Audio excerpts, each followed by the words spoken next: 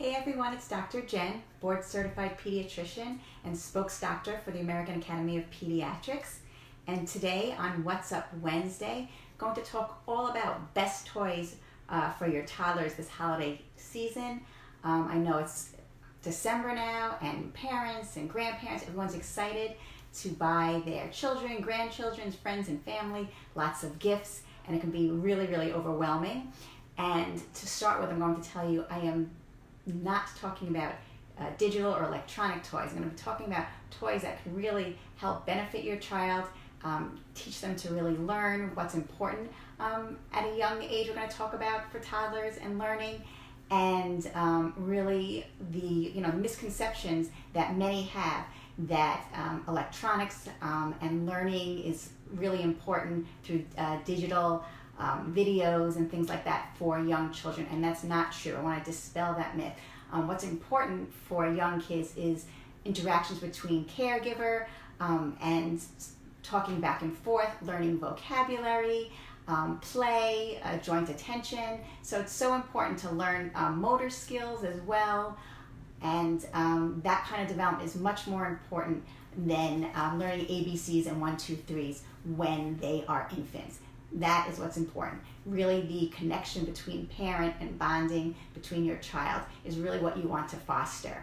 Those social and developmental issues are so important at a very young age. And so you want that hands-on, that three-dimensional toy. So we're going to talk about that, a range of different things. And I know it can be crazy this holiday season, right? Because your kids may even be asking for the latest toy, and it may be super expensive. And sometimes parents, right, you may think that the more you buy, the happier your kids are going to be. And that's really not obviously what the holiday is about. But in general, kids get too overwhelmed.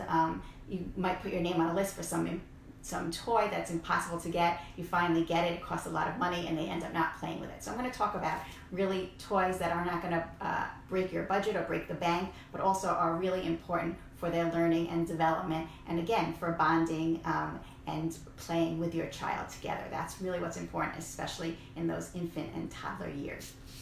As I said, toys are really a tool, and that's how I think of them, right?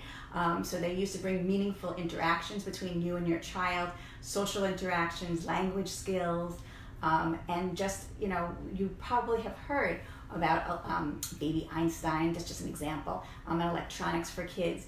And they really are not scientific or evidence-based. There's a lot of misinformation out there. What you want to do is be playing with your kids, holding them and reading to them. Again, we're going to talk specifically about toys, but don't be fooled. Electronics and battery-operated toys are not the way to go if you want to foster learning and communication in your child as well. So let's talk about some tips for choosing toys for your little ones. My first tip is think old school. So probably going to date myself a lot, but remember back to the Fisher-Price Animal Farm. I remember having that when I was younger. There's also things like doll houses, which you can put together, but both those things, doll houses, farms, things like that, they were not battery operated, right? So there was no doorbell that made sounds when you pushed it. The animals, the cows didn't moo when you put them down on the table. You actually had to make those sounds yourselves, and you had to use your imagination. And that's what's so great about these, what we call old school or old-fashioned toys. So they may not even be as expensive, but everything is now tried to go electronic. And even these old games and toys we had are trying to be more in the modern age. But I say you don't need the batteries. You want to go back to the basics, because again, it's going to foster their imagination, their creativity. They're going to make up events and schemes for their dolls and their cars, and even they have a kitchen or a play set. That is also a great way for symbolic play and to learn what's happening around your home and house as well too. So you just want to go back to basics. I don't think you need to buy the most expensive ones with all the bells and whistles. Back to basics is best in my view as a pediatrician and a mom. 2, books are always beneficial. There are so many different types of books. You can start reading to your baby right away, holding them in your arms. Basically by 6 months, they are really listening. You can use board books so they can hold them too.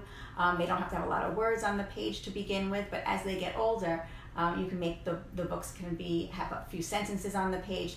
There are books that they can touch and feel that have different textures to them, flaps that little kids like to open and close as well. They can point to things in the book. You can have, again, joint attention, talking to them. The more that you do things with books and feeling as opposed to on a computer, the more language we know, the more vocabulary that kids learn as well too. So it's important to do that, and as they get older, to read with your child too, before they can read or when they can read out loud to you, but you can read harder books to them that they wouldn't be able to read as a pre-kindergartner or a kindergartner first grader. You can read with them, and then you can talk about situations that are occurring in the books, maybe that how it maybe affects your life or what they think about it. And again, higher critical thinking as well can come about from reading books too. It's pleasurable, but it's a great way to bond with your child as well. So reading is a great tool that you can do for many, many years with your child.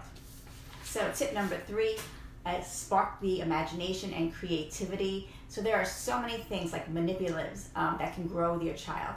Blocks, again, they can start out big and soft, and then they can get other sets as they get older. They can build things, they like to topple them down and then build them up again.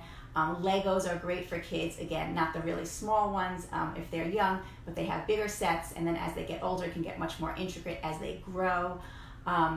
Crafts are great too, markers. They can do projects, arts and crafts. Again, they can get a little bit more difficult as they get older, but it's a great way for fine motor skills, but also to spark their imagination and their creativity of all the different things that they like to make. They can make presents for you as well too. You can hang up their artwork. So you really want to, with play, spark their imagination and their creativity as well too. Tip number 4, bored. Well, if you're bored, try a board game. So again, sort of going back to basics and those board games. There are so many board games, matching games, concentration that kids can play. Many, there doesn't have to be a winner to start with. It's just learning. Turn taking is really important element that's learned through board games. And it's a great family thing to do because all different ages can play as well too. And then things can get more difficult. There's Scrabble Junior. There's just so many different games that you can play with your child. And again, I'm going to say, look for those non-electronic versions. Every game now, like for example, Monopoly even comes electronic now. And what I don't like about that, again, is that there's a little bit less interaction. And also what happens when the batteries don't work anymore, nobody wants to play the game. So if you get rid of the batteries to begin with, or don't even buy the electronic versions, you'll actually save money, and you don't have to worry about little ones. There are accidents when kids swallow batteries. They can choke and get stuck in their intestines. So whenever possible, just buy the original versions. So much easier, fun to play with your kids. You can have a game night as well, or play on the weekend. But games are a great way to foster bonding and learning for you and your child.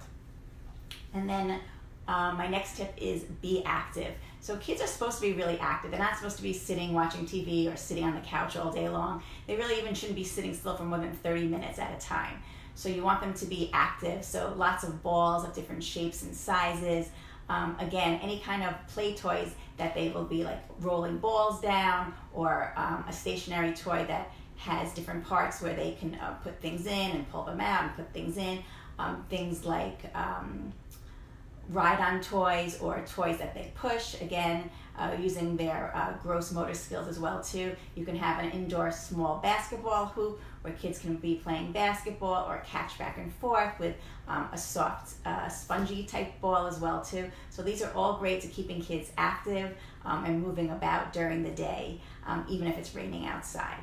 And my next tip, 6, I am calling it less is more.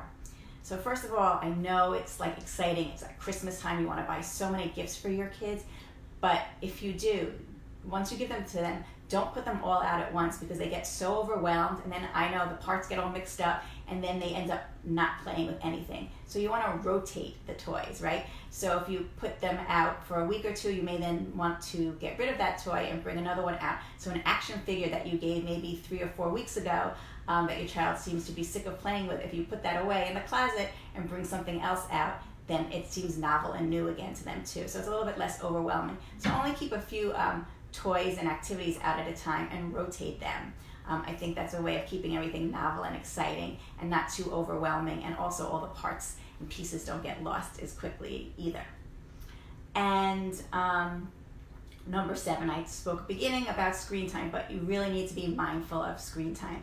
As I said, for children under the age of 2, the research really shows that it's not necessary, and also it actually can be harmful, screen time, because you really want kids learning not their ABCs. That's not really what's important for a 1-year-old, but really looking at you and feeling secure, and they having that bond and that communication. Learning language from the back and forth and conversation is so important too. Learning again with their fingers and manipulating objects are really important. They're still really oral at that age, maybe putting things in their mouth as well too.